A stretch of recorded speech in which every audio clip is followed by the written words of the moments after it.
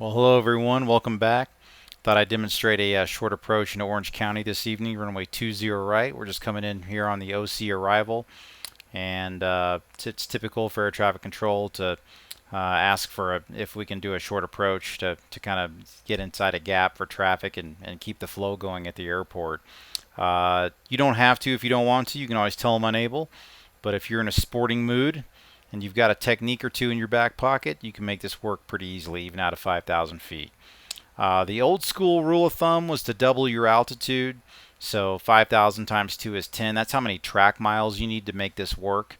The new school technique that I like, you can just take the runway, like runway 20 right, with a slant and put it in R3 on your descent page, and it'll populate its vertical bearing. That's helpful because it can help you, especially when you're in the left seat turning right or the right seat turning left. If you can't really see the runway, you can't really see the perch point, and if you're not using a technique like timing it or something, it can be difficult to know exactly where to turn. So the first thing that's the most important is to slow down before you go down. So landing gear down, flaps 5, and we'll slow the plane back to about 170 knots.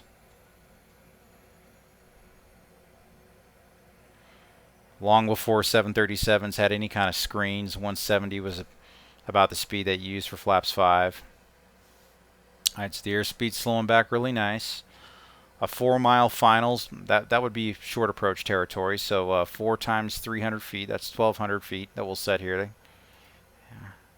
I'm going to hit level change. I've got the speed brakes out here for just a moment, just to help you get the nose come down nice and rapidly.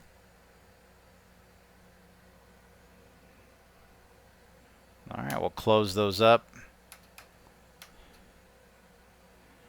And the next thing we'll do, we'll get ready for our base turn. So a 106 would be a 90-degree turn. I'm going to add a degree. I'm going to let LNAV build a pseudo track here in a moment.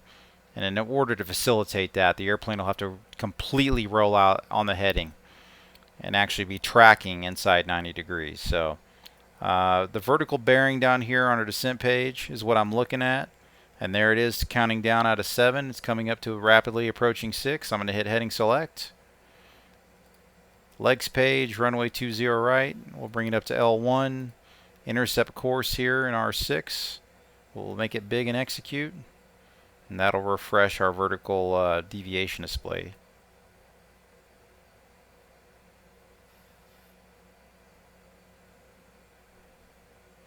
This is right where you want to be really patient. It will feel high and uncomfortable, but this is where you're going to have some faith.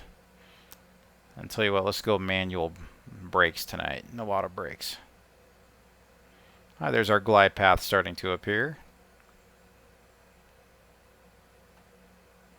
Go ahead and slow the plane back to flaps 15 speed. Flaps 15.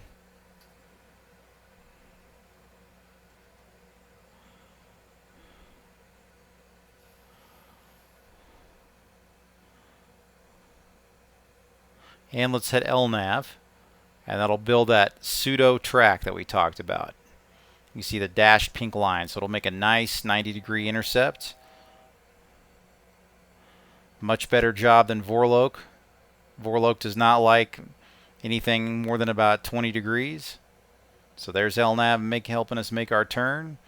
And as we come into the glide path here, now alarm approach mode.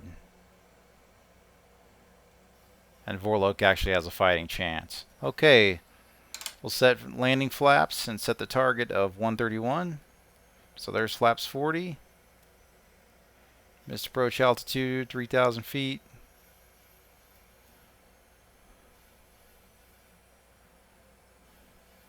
All right, here's our white bar for 1,000 feet above the touchdown zone. And we're stable. Airspeed's 133, sync rate 850. So I'm pretty happy with this. Came out to about a 4-mile final. It's about as tight as you can pull it.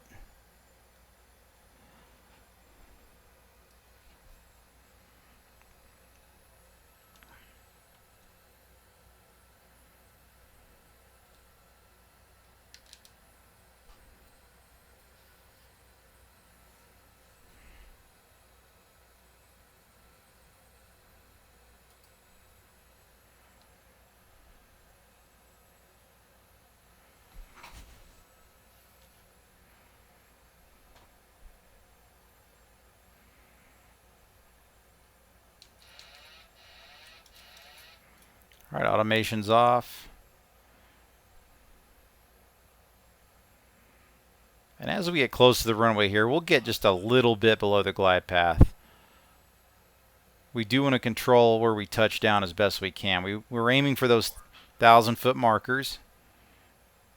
But if we follow the glide path all the way to them, there's really no way we can touch down on them unless we decided to not flare.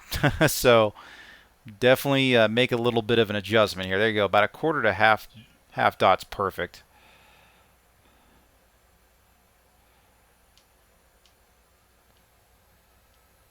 Correcting speed.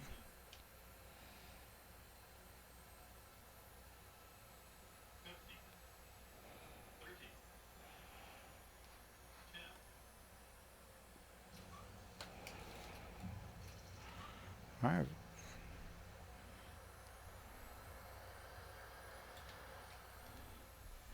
And there we have it. Easily make taxiway echo. Well, tell you what, thanks for watching. Hope you got something out of that. That's just kind of a fun technique if you ever get to do it. So, hope you enjoyed it, and we'll see you next time.